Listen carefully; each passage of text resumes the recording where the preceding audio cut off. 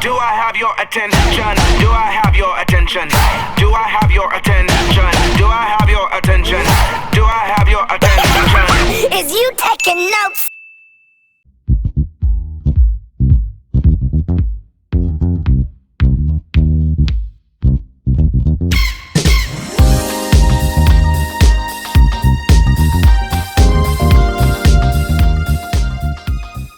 So you guys, I am here in Baltimore, Maryland right now at ArtsCentric production of Little Shop of Horrors.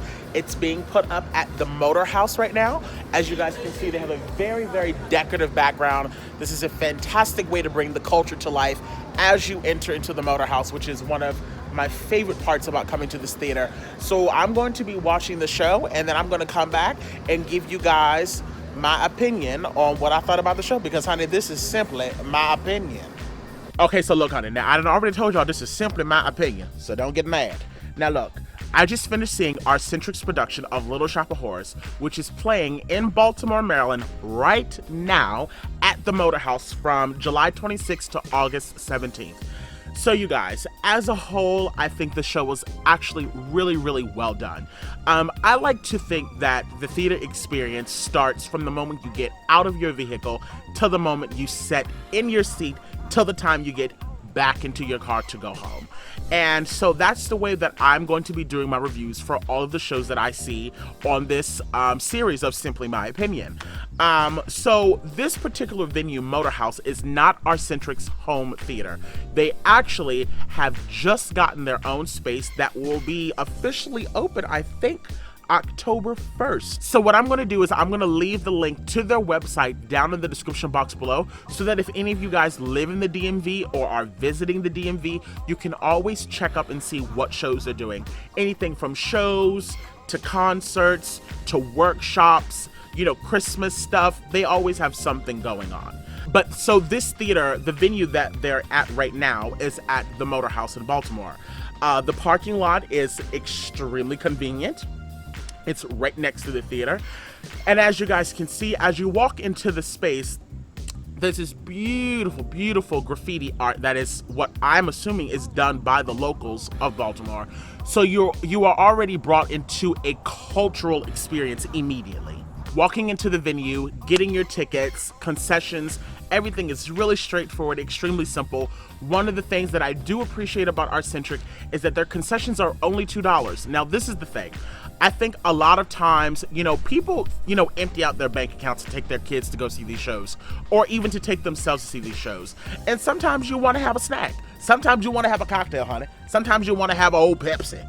But look, sometimes you can't afford to do it because the concessions be damn near just as expensive as the ticket of the show. All their concessions are only $2, which I think is great. It's affordable. So, you know, if your child is hooping and hollering and they need a snack to shut up, ArtsCentric is helping you be able to take care of that problem. So let's move into the actual theater space. This space is a very, very versatile space. I've seen multiple shows there. I think they utilize the space extremely well. The set was minimalistic, but it was exactly what it needed to be for a space to be as small as it is. You don't want to feel like you're in a claustrophobic situation to where there's stuff everywhere, every single space that you move. So I think they did really, really well with the set. The paint, the artwork, the props, everything looked high quality. It looked great. The sound of the show as a whole, this is the thing. When you have a show like Little Shop of Horrors done by a company like ArtsCentric, you are going to get some very, very loud singers, honey. And ArtsCentric has always been known, in my opinion, to have some powerhouse voices. So to me, I can't hold them for the fact that at times it seems too loud, because I think that that issue is going to fix itself when they move into their own space. Because right now, when everyone is singing in the show, it can seem a bit distorted because you have the band, the mics, the very, very loud singers, all in a very, very confined space. So it can seem a bit overwhelming, and also it makes it a little bit harder to understand what they're saying. But that was a very minimalistic issue. You know, that kind of always fixed itself and worked itself out. So I'll give props to whoever the sound person was, because I think they could hear that things were kind of getting a bit wonky, and they, jumped right on it. So that was great. The show was due to start at 7:30. By the time the pre-speech was done, and I think there might have been a holdup, it did start at about 7:46, which is a bit on the running on the late side. However, the atmosphere of that theater, between the music, the lights, the people, the size of the theater, honey, you feel like you're at a club. You feel like you're at a party with your friends. Even if you don't know anyone else there, you just get to chat, and so you don't even really pay attention to the fact that, things are running a bit behind. But that's neither here nor there.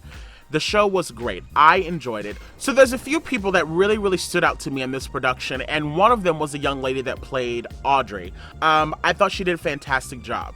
One of the things that stood out to me the most was when you know that you have a big voice and you know that your voice can do amazing things.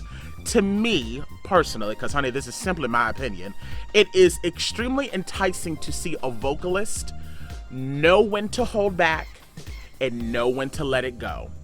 Because if you're on 1,000 the entire time, especially if you have a big voice, it just seems like shouting nonstop.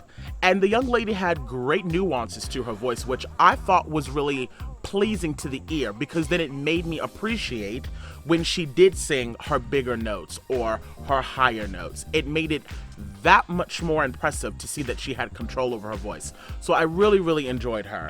Now, look, let me tell you something. My standouts of the show, the ones who I think almost damn near stole the show, was the people who played Chiffon, Crystal, and Ronette. Let me tell y'all something. These babies were singing. And it wasn't just about the fact that they were singing, they were in it from beginning to end. Now, this particular night that I saw the show was in fact industry night. So for you that don't know what that means, that pretty much means this is a night where family, friends, people who are in the business, everyone from lighting designers, directors, stage managers, fellow actors, everyone's there. So it is really, really easy to get caught up in the fact that the audience is going nuts and crazy and screaming and hooping and hollering, saying, child minister, do your work, honey. Thank you, Jesus. Praise the Lord. Hallelujah. Thank you, Jesus. People could, the actors could have gotten caught up in that. And I am so pleased that they did not. Even with all of that stuff happening in the audience in the background, they absolutely stayed in character, which I was really, really impressed with. And I could tell that they weren't doing too much. Now, I'm going to go see it again just so that I can, see what it's like on a night maybe when it's not so rowdy. But I personally believe that they could have gone much further if they were feeding into the energy of what the audience was giving. But I think they stayed in place. They stayed in character, which to me was perfect. The ensemble, I think, did a great job. Oftentimes I feel like people forget that the ensemble is an intricate part of the show. And for me, I actually pay sometimes more attention to what the ensemble is doing than I pay attention to anything else. Because the outside world of the ensemble, to me, is what makes whatever is happening at center stage more realistic. So if there's people leaning up against the wall, or if there's, someone feeding their baby, or someone smoking a cigarette, or playing cards, or, or whatever they're doing, I need them to be in it 100%. And these guys did that. They stayed in character. They weren't, making unnecessary faces to the audience members, waving to their friends, doing all that foolishness. They did a great, great job. Diction as a whole for the entire show, I thought was actually great. There was only a few songs where things kind of got a bit wonky, and that was Closed for Renovation and Now It's Just the Gas. But I think that's because, if I remember correctly, I think everyone was singing at that point. And like I said, these are some huge, powerful voices. So at times, it was really hard to understand what everyone was saying when everyone was singing. So the young man that played Seymour, as we all know and love, the beloved character of Seymour, was played by a man named Ricardo. I thought did a great job.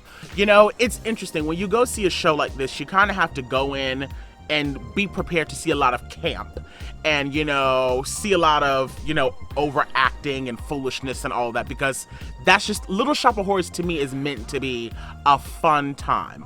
But the thing is, the director, Kevin McAllister, I can tell that he took time to make sure that they had moments where they settled into their character and then allowed the comedy to come later. Because the thing is, if there is no groundwork to the character, if there is no groundwork to the character arc at all, then none of it will make sense. I also wanted to speak on the young man who played Audrey 2. I think he did a fantastic job.